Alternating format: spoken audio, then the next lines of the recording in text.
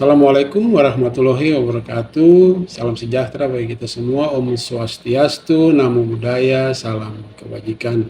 Perkenalkan, nama saya Daniel Yohanes Tita Pasania, SE MSc NIDN 0021087606. Saya adalah dosen Prodi D3 Akuntansi, jurusan Akuntansi, Politeknik Negeri Ambon, bidang keilmuan akuntansi keuangan, sama mengajar di Prodi D3 Akuntansi. Mata kuliah yang pernah saya ampu adalah pengantar akuntansi, praktikum pengantar akuntansi, dan matematika keuangan. Pada kesempatan ini saya akan menyampaikan pernyataan diri dosen dalam unjuk kerja Tridharma Perguruan Tinggi bidang pengajaran. Di semester 2 ini saya mengampu mata kuliah pengantar akuntansi 2, kode mata kuliah AK 1201 SKS 3 SKS. Mata kuliah pengantar akuntansi 2 adalah mata kuliah teoritis lanjutan dari mata kuliah pengantar akuntansi 1, berisi bahasan tentang perlakuan akuntansi dan metode-metode yang dapat digunakan oleh perusahaan dalam mengelola aset, kewajiban, dan ekuitas. Topik yang akan dibicarakan selama 1 semester dalam mata kuliah ini diantaranya akuntansi kas, akuntansi piutang, akuntansi persediaan barang dagang, akuntansi aset tetap berwujud dan aset tetap tidak berwujud, akuntansi utang jangka pendek dan jangka panjang, serta akuntansi modal saham dan laba ditahan. Dalam melaksanakan tanggung jawab perkuliahan, saya menggunakan bentuk pembelajarannya adalah kuliah tatap muka. Metode pembelajaran saya gunakan kooperatif learning, studi kasus, dan diskusi. Evaluasi terhadap hasil pembelajaran mahasiswa, saya menggunakan 4 komponen utama, yaitu kehadiran dengan bobot 10%, tugas dengan bobot 25%, UTS 30%, dan UAS 35%. Referensi yang digunakan dalam RPS itu ada 5 referensi utama, baik dari dalam maupun referensi dari luar, referensi asing, dan 1 referensi pendukung. Demikian pernyataan diri dosen dalam unjuk kerja Tridharma Perguruan Tinggi bidang pengajaran yang diaplikasi pada mata kuliah pengantar akuntansi 2. Berikut saya tampilkan video pembelajaran di ruang kelas. Selamat siang adik-adik mahasiswa. Semua sehat-sehat saja? Sehat. Oke, kita akan melanjutkan pertemuan kita, dan ini pertemuan yang ke-9. Topik yang akan kita bicarakan di dalam pertemuan ke-9 ini adalah tentang aset tetap berwujud, ya. Namun sebelum kita mulai, sebagai orang yang percaya kepada Tuhan, mari kita berdoa masing-masing menurut keyakinan kita. Berdoa mulai.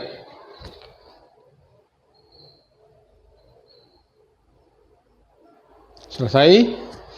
Ya, bicara tentang aset tetap yang berwujud ini, yaitu ada beberapa hal yang harus menjadi fokus kita, tujuan kita memahami materi ini pada akhir pertemuan kita, ya.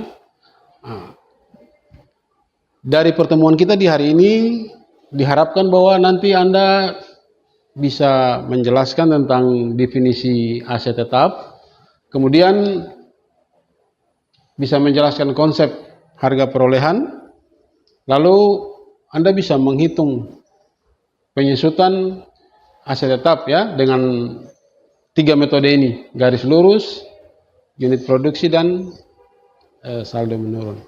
Kalau orang bilang aset tetap, apa yang ada di dalam pikiran Ada yang bisa bilang satu kata aset tetap apa?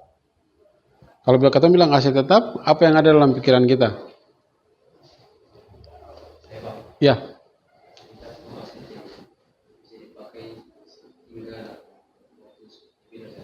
Oke, aset tetap adalah aset yang bisa digunakan dalam jangka waktu atau pada jangka waktu yang lebih dari 1 tahun. Ya. Apalagi aset tetap selain jangka waktunya? Ada lagi yang bisa memberikan clue atau memberikan kata-kata kunci. Aset tetap itu apa? Selain jangka waktunya? Atau saya arahkan, saya kasih petunjuk. Tahu dealer mobil? Tahu tuh? Dealer mobil tahu tuh? Di dealer mobil itu kan banyak mobil tuh. Mobil yang ada di showroom dealer itu aset tetap ataukah bukan? Aset tetap. Kenapa? Bukan yang ada di yang ada di showroom, yang ada di showroomnya di tempat pajang mobil itu aset tetap atau bukan? Bukan. Kenapa itu dikatakan bukan aset tetap? Karena barang-barang itu atau mobil-mobil itu dibeli atau dipajang di situ itu dengan maksud supaya nanti akan dijual kembali. Sehingga salah satu ciri atau salah satu karakteristik dari aset tetap itu adalah dia dibeli dengan tujuan bukan untuk dijual kembali. Sehingga dari yang tadi itu tuh jangka waktunya, maksud dibeli, lalu kemudian kita bisa secara tepat mendefinisikan aset tetap itu sebagai yang pertama dia berwujud ya toh, sifatnya relatif permanen ya. Kemudian bisa digunakan dalam operasional perusahaan ya. Ini yang tadi dikatakan oleh teman tadi bahwa aset tetap itu bisa digunakan lebih dari 1 periode akuntansi. Ya toh? Itu aset tetap. Sekarang kalau kita berbicara tentang akuntansi aset tetap, satu elemen penting dalam akuntansi aset tetap itu adalah harga perolehan. Ya toh? Kita harus tahu harga perolehan aset tetap itu dia seperti apa ya harga perolehan aset tetap. Nah, harga perolehan aset tetap ini kan banyak ya banyak. Nah, dicontohkan misalnya tanah, ya toh? Tanah itu harga beli ada pajak yang harus kita bayarkan pada saat transaksi pembelian, ya toh?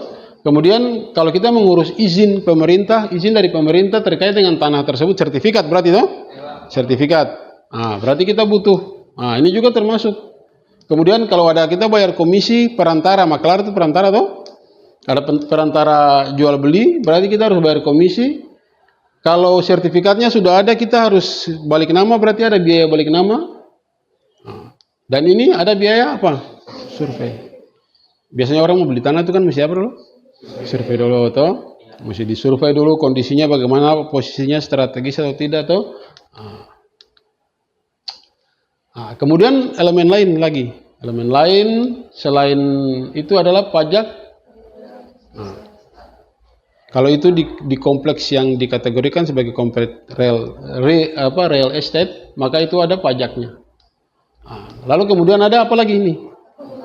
Bongkaran. Jadi kalau kita beli tanah, di atas tanah itu ada bangunan yang sekiranya itu memang tidak dimaksudkan untuk digunakan lagi, berarti harus dibongkar. Biaya untuk membongkar bangunan yang berdiri di atas tanah yang kita beli itu dikapitalisasi atau diakumulasikan menjadi harga perolehan. Kalau beli tanah yang seng rata, kalau kita bikin jalan, bikin aspal jalan atau pasang paving block di jalur itu, maka kita juga harus mengakumulasi.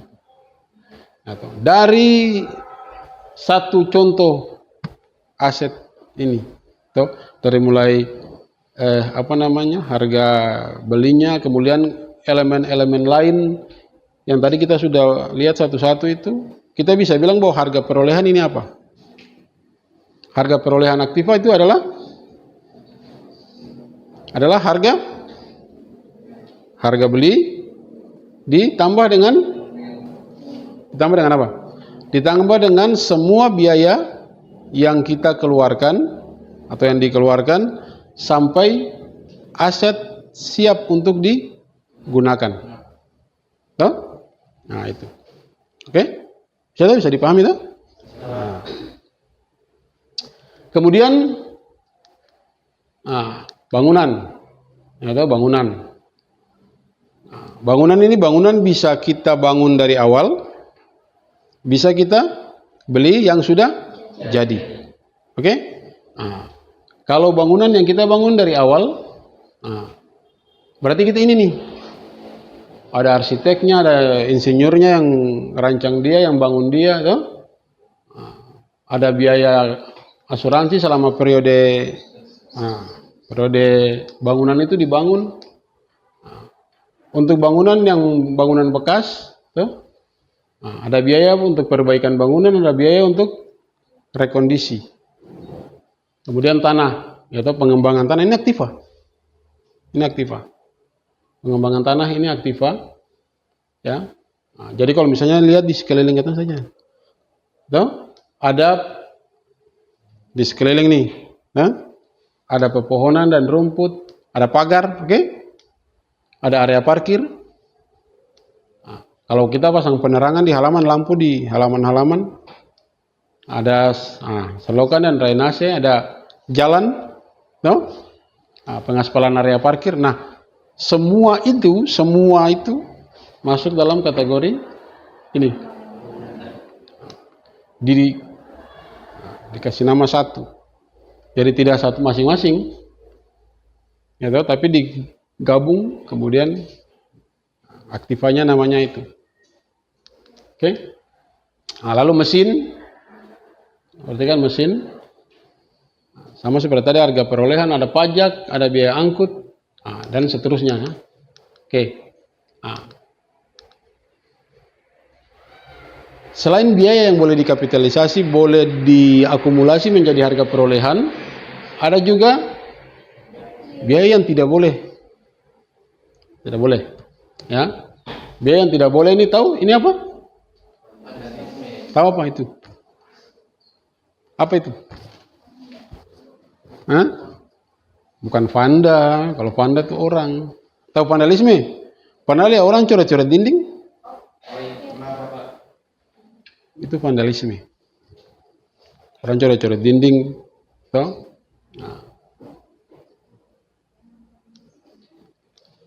Kemudian perhatikan, ada kesalahan dalam instalasi. Instalasi itu pemasangannya. Yaitu misalnya mesin ada kesalahan dalam pemasangan, itu tidak boleh dihitung.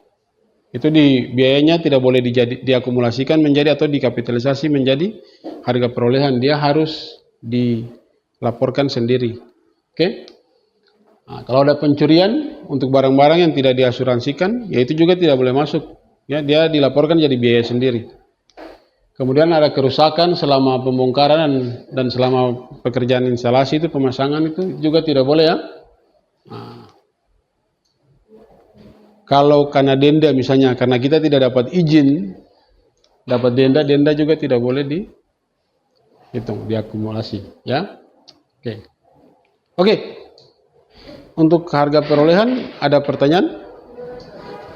Angkat tangan yang mau bertanya. Ada? Ya, silakan.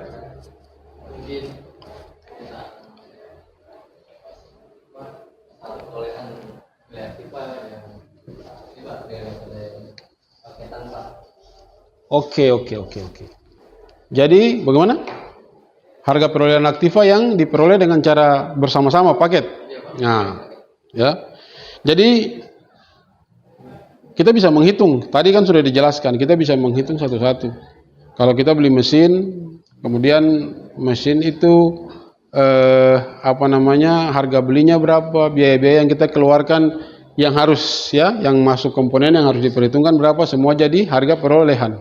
Sekarang kalau misalnya contoh ada orang yang menjual perusahaannya, dia jual gedung, dia jual tanah, dia jual kendaraan, toh? Dia jual gedung, tanah, dia jual kendaraan, jadi satu. Nah, bagaimana kita mencatat harga perolehan? Nah, untuk menghitung harga perolehan itu, informasi pertama yang harus kita dapatkan adalah informasi harga pasar. Harga pasar masing-masing aktiva itu di pasaran ini dia punya harga berapa, ya toh?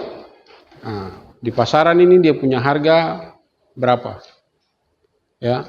Contoh misalnya, tadi misalnya tanah, ya toh? Tanah misalnya katakanlah 10. Nah, apakah contoh kita ya 10 miliar contoh misalnya. Lalu bangunan 5 contoh. Kemudian apa lagi tadi? Kendaraan. Contoh misalnya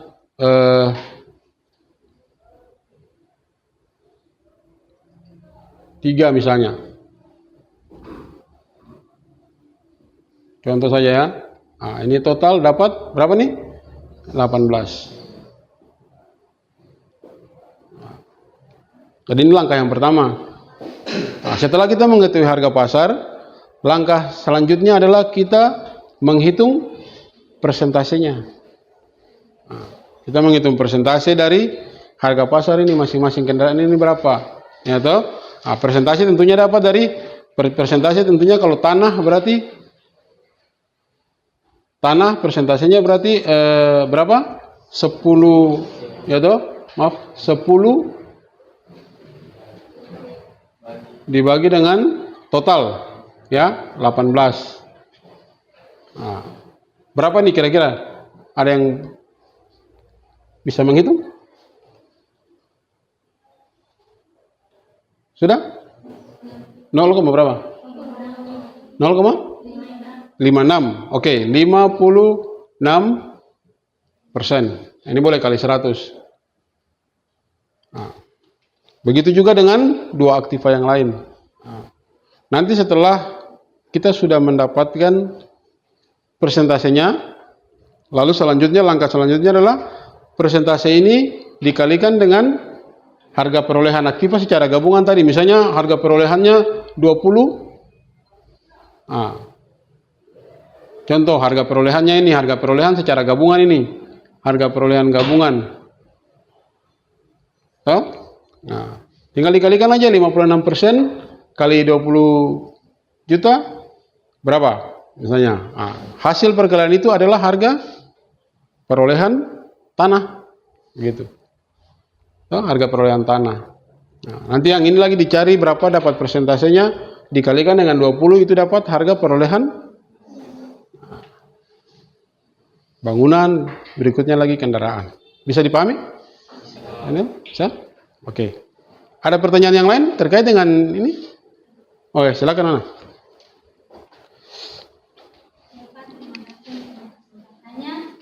Ini saya akan bertanya tentang pengembangan tanah, kamu dijelaskan secara detail lagi, Pak. Oke, pengembangan tanah ya.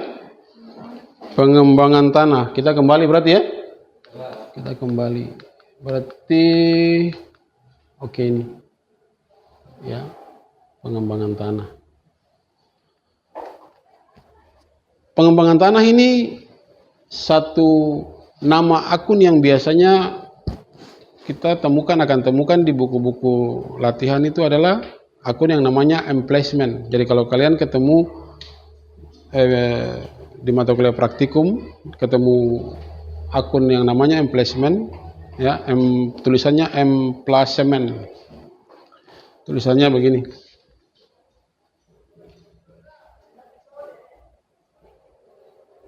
Nah.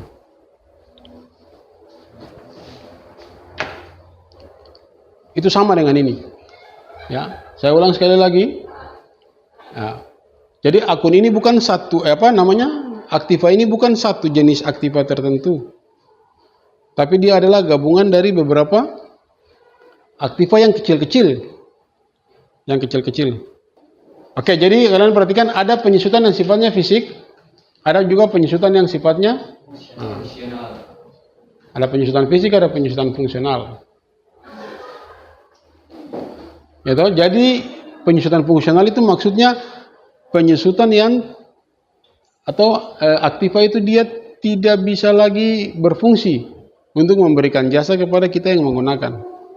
Kalau Anda punya motor itu sudah rusak, tidak bisa digunakan lagi untuk membawa Anda ke sana kemari, maka dikatakan bahwa dia sudah tidak berfungsi toh. Oke? Atau komputer PC bisa gitu. Oke, kalau Anda ingin menghitung yang namanya beban penyusutan, maka ada tiga informasi penting yang harus kita ketahui. Apa saja?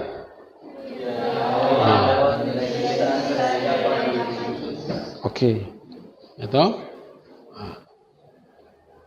Jadi harga perolehan ini atau biaya awal ini, itu harga perolehan, lalu nilai sisa, kemudian ini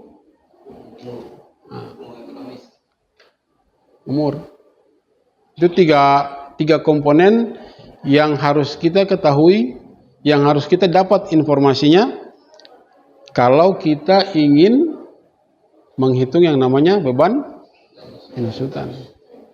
Tanpa informasi itu kita tidak bisa menghitung beban penyusutan. Oke? Contohnya ini, contoh. Misalnya satu aktiva itu biaya awal atau harga perolehannya itu 24.000 US dollar. Estimasi umurnya 5 tahun. Dalam tahun ya. Estimasi umur atau estimasi manfaat dalam jam itu 10.000. Estimasi nilai sisanya 2.000. Berarti dari informasi ini kita sudah bisa menghitung penyusutan? Sudah? Sudah bisa? Sudah. Bisa ke belum? Bisa. Bisa kenapa? Kita sudah dapat informasi tentang biaya awal. Nilai sisa juga ada. Kemudian umur ekonomisnya juga sudah dapat. Atau umur manfaat. Baik dalam tahun maupun dalam jam. Oke. Lalu kemudian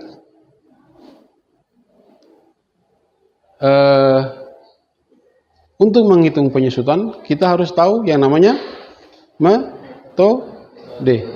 Metode penyusutan itu ada beberapa. Ya, ada beberapa metode yang perlu kalian ketahui. Yang pertama adalah yang disebut dengan metode garis lurus. Ini rumusnya? Oke. Ya, harga perolehan atau biaya perolehannya itu dikurangi dengan nilai sisa dibagi dengan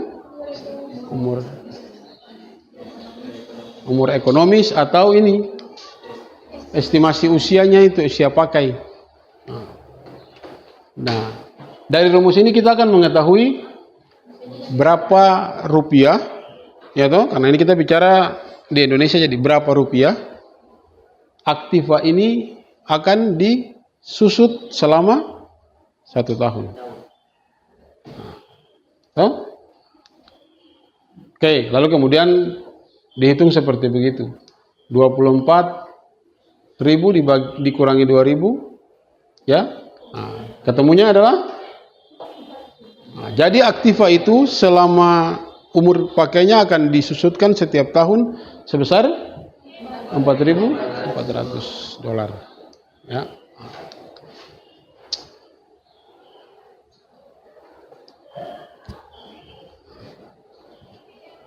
Oke. Dari rumus atau metode garis lurus ini kita bisa menghitung yang namanya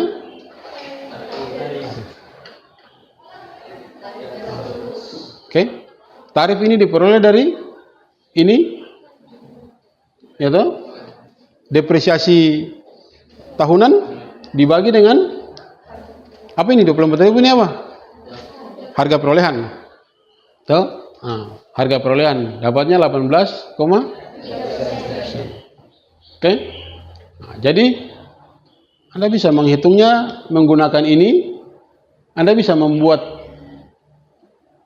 tabel depresiasi itu menggunakan ini, atau Anda juga bisa pakai tarif. Bisa juga, ya toh? Nah, metode ini luas digunakan, ya toh? Luas digunakan dengan karena dia sederhana pertama. Sederhana toh? Sederhana kah rumit? Sederhana. Cuma tiga komponen yang harus kita ketahui, kita sudah bisa mengetahui depresiasi tahunan, ya toh? Kemudian transfer biayanya itu adalah transfer biaya yang wajar toh. Jadi dia tidak berlebihan di satu periode tertentu, tapi dia sama dari periode ke periode. Oke?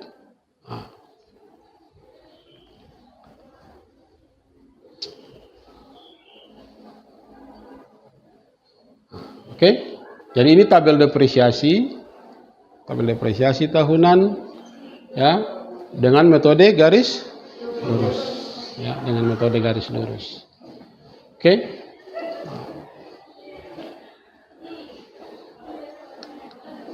Kemudian kalau metode unit produksi, kita akan menggunakan rumus seperti ini. Hanya mengganti yang bagian yang di bawah ini. Jam diganti dengan unit. Ya. Estimasi manfaat di dalam unit. Masa manfaat di dalam unit. Unit itu bisa unit, bisa jam ya. Kalau kendaraan, jam. Oke. Ya, mengakhiri ya, kita sudah bisa mengakhiri pertemuan kita di hari ini karena waktu juga kita sudah selesai. Ya, nanti kita akan melanjutkan lagi yang belum sempat kita bicarakan di saat ini, kita akan lanjutkan di kesempatan yang berikutnya ya, di pertemuan yang berikutnya. Untuk menutup perjumpaan kita di saat ini atau tatap muka kita di saat ini, ada tugas untuk kalian, yaitu bahwa latihan soal 51 dan 52 di buku latihan kita dikerjakan dan dikumpulkan minggu depan. Oke? Selamat siang, sampai berjumpa lagi di minggu yang akan datang.